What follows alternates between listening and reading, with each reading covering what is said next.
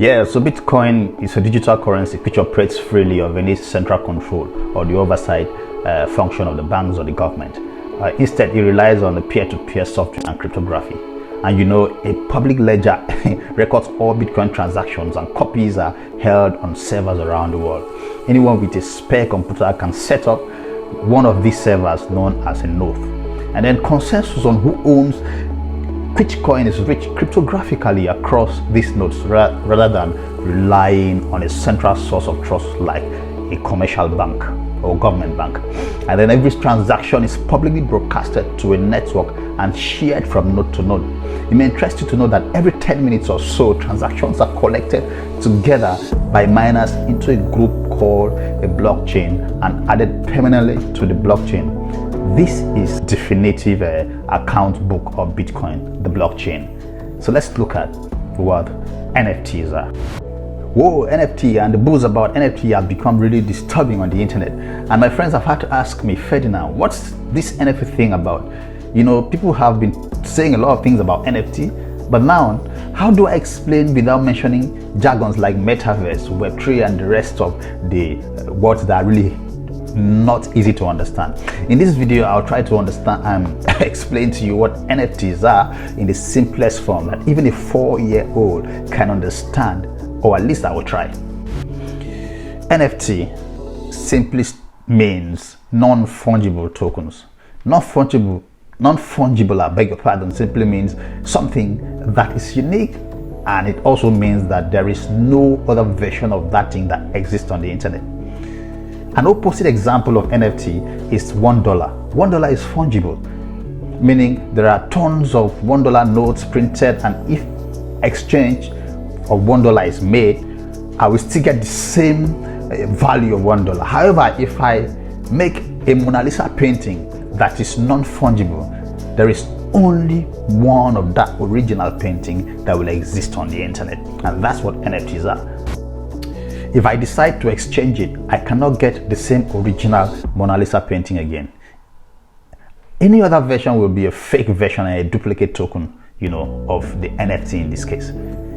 So I can say that NFT is simply a unique tangible representation or a ticket of a particular digital piece of art. Now, NFTs can be in the form of an art, pictures, music, video, or any form of art or piece created digitally. For easy understanding, when you think of NFTs, I want you to think of art collections or artwork collections in a physical art gallery.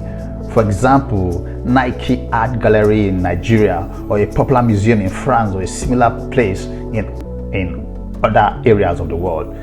Now when you understand what they do in an art gallery, it becomes easier, to understand and create NFTs.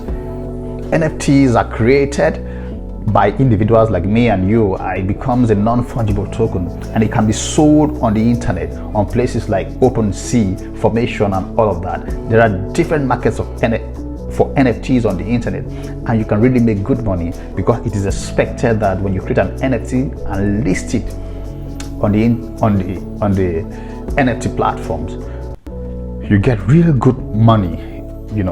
Sometimes NFTs are sold in exchange for Ethereum or some other coins or tokens, and the value is expected to increase in the near future where you make more money. But some people buy NFTs as a collection of art just for the fun of having a collection of unique arts that no other person has, and that's really something to think about. What's the difference between NFT and Bitcoin?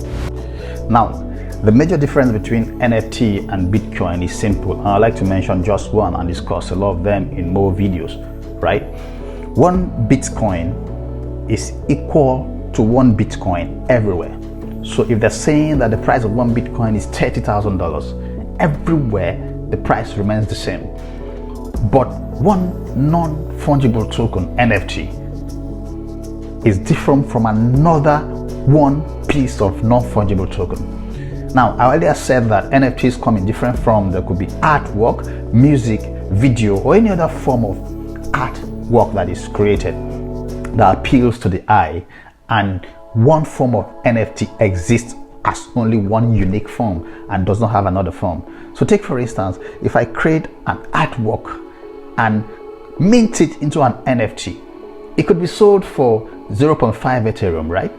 And if someone else creates another NFT as a music video, it could be sold for 2 Ethereum. That's different.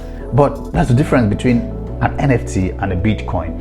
NFTs can be sold for different prices. So one NFT can go for a number of different prices depending on the type of NFT, whether it's an artwork or a music video or an audio file that is converted to NFT. So the price is not the same, it's not stagnant.